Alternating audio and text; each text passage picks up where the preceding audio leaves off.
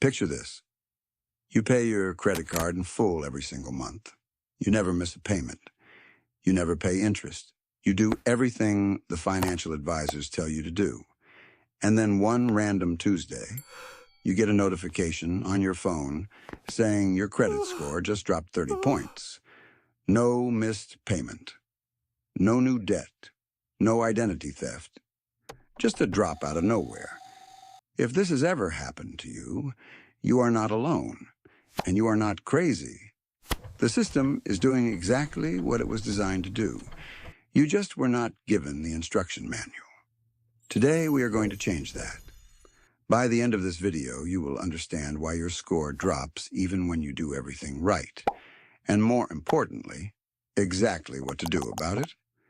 Welcome back to the Wealthy Worry channel. If you are new here, we cover the financial mechanics that most people never learn until they get burned by them. Make sure you hit subscribe so you never miss an episode. Now let us get into it. Here's the thing nobody explains to you when you sign up for your first credit card. There are actually two completely different dates that control your financial life. Most people only know about one of them. The due date. That is the day you have to pay your bill or face a penalty.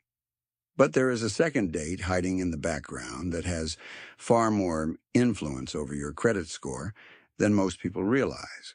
It is called the statement closing date. And if you have been ignoring it, it is almost certainly costing you points every single month without you even knowing it. Here is how the timeline actually works. Your credit card has a billing cycle, usually about 30 days. You swipe your card for groceries, gas, restaurants, whatever. Your balance climbs throughout the month. Then on the closing date, the bank takes a snapshot. Whatever your balance is at that exact moment gets locked in as your official statement balance. That number, not what you owe after you pay, not what you owe next week, but that specific snapshot balance is what the bank sends to the credit bureaus. And here is where people get tripped up. Your due date is typically 21 to 25 days after that closing date. So you might spend $2,500 throughout the month, have that $2,500 balance captured in the snapshot, and then perfectly responsibly pay it all off 3 weeks later on the due date. But the credit bureaus already received the $2,500 number. They already built it into your score. Your score drops. You pay on time. It feels completely unfair.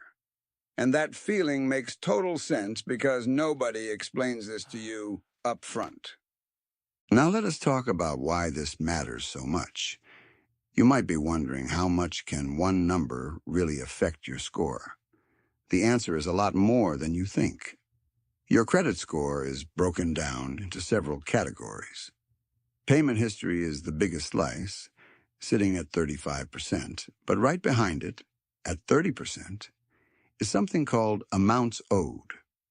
That category is almost entirely driven by your credit utilization ratio, which is just a fancy way of saying how much of your available credit you are currently using. So nearly a third of your entire credit score is based on this one factor. More than the length of your credit history. More than the types of credit you carry. Just how much of your limit you are using right now. And because the bureaus are seeing that snapshot balance from the closing date rather than your post-payment balance, a lot of responsible people look far more maxed out on paper than they actually are in real life. The math behind utilization is simple, but the impact is massive. If you have a $5,000 credit limit and your closing date captures a $2,500 balance, your utilization on that card is 50%. That is deep in what we call the danger zone. The scoring models generally start penalizing you once you cross 30% utilization. Cross 50%, and you look like someone in financial stress. Get close to maxing it out, and your score goes into free fall. And here is the part that catches even sophisticated people off guard. This applies card by card, not just to your overall credit picture. You could have $80,000 in total available credit across multiple cards and be using almost none of it. But if you have one small card with a $500 limit and a $450 balance on it at the closing date, that single card will drag your score down. The algorithm treats that one maxed account as a red flag regardless of your overall picture. So what do you do about it? There is a simple timing adjustment that changes everything. Instead of waiting for your bill to arrive and then paying it, you pay down your balance a few days before your statement closing date. If your card closes on the 20th of the month, you log in on the 17th or 18th and pay your balance down. When the closing date hits and the bank generates your statement, the balance captured in that snapshot is tiny. That low number is what gets sent to the bureaus. Your score reflects someone who barely uses their available credit rather than someone who is stretched thin. Then, when your actual due date rolls around a few weeks later, you pay whatever small amount remains. You pay zero interest. Your score is protected. The whole thing comes down to timing, not behavior. Now here is a twist that surprises almost everyone.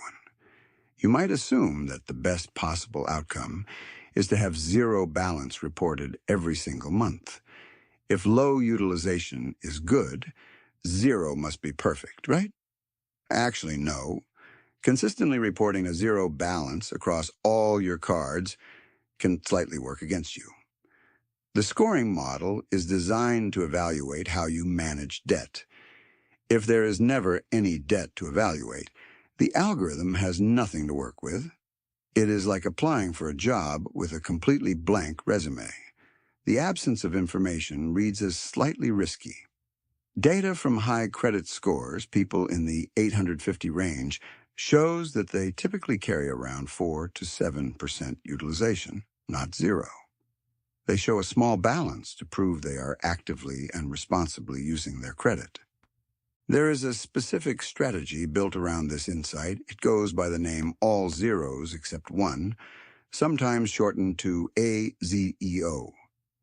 The idea is that if you have multiple credit cards, you time the payments so that all but one card report a zero balance at the closing date. On that one remaining card, you leave a tiny balance, maybe 1% of the limit, or just a small nominal amount like $10 or $15. This tells the scoring model that yes, you actively use credit, and yes, you keep it under control. This specific configuration is widely considered the optimal state for the amounts owed category of your score.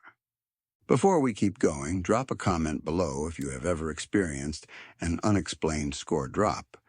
It would be interesting to see how many people watching this have run into this exact problem without knowing the cause. Now let us get into the practical steps, because knowing the theory is great, but you need to know exactly how to apply this. Step 1 is finding your statement closing date. This is not the due date.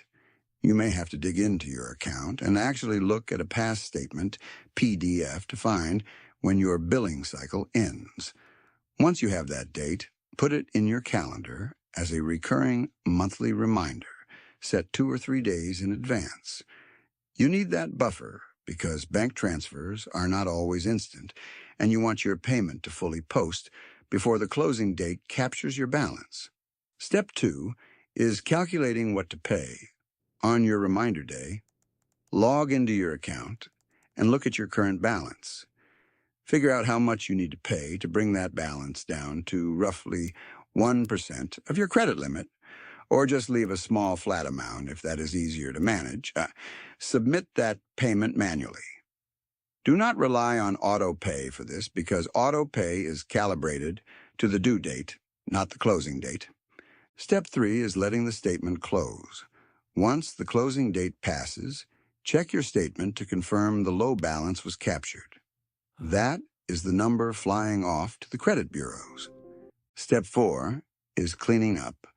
Pay that small remaining balance before the actual due date. As long as you do this, You pay zero interest. You have successfully controlled the snapshot, protected your score, and paid nothing extra for the privilege. One important warning before we wrap up. There is a behavior called credit cycling that looks similar to this strategy but is fundamentally different and can get your account shut down. Credit cycling is when you spend up to your limit, pay it off mid-cycle, spend up to your limit again, and repeat this multiple times within a single billing period. Banks flag this as suspicious behavior.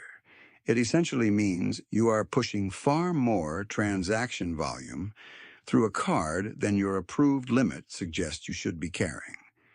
It can trigger account reviews, freezes, or outright closures. The strategy we discussed today involves one well-timed payment before the closing date, not repeatedly cycling through your limit. Keep the distinction clear. One final defensive move to keep in your toolkit. Do not close old credit cards you are not using. When you close a card, you lose that credit limit from your overall available credit. Your existing balances stay the same, but your total limit shrinks, which means your utilization percentage jumps instantly without you spending a single dollar. Instead, keep those old cards open, put a small recurring charge on them like a streaming subscription, and set them to auto-pay. They quietly keep your available credit high and your utilization low. Here is the full protocol in simple terms. Find your statement closing date for every card you carry. A few days before that date, pay your balance down so only a small amount remains. Let the statement close with that low balance captured. Pay off the remainder before the due date. Keep old cards open. Do not cycle your credit limit repeatedly. That is it. The banking system runs on rules. Most people only learn the rules around fees and interest rates. But the rules around reporting dates and utilization timing are just as powerful and almost completely ignored. Pick one card this month, try this approach, and watch what happens to your score.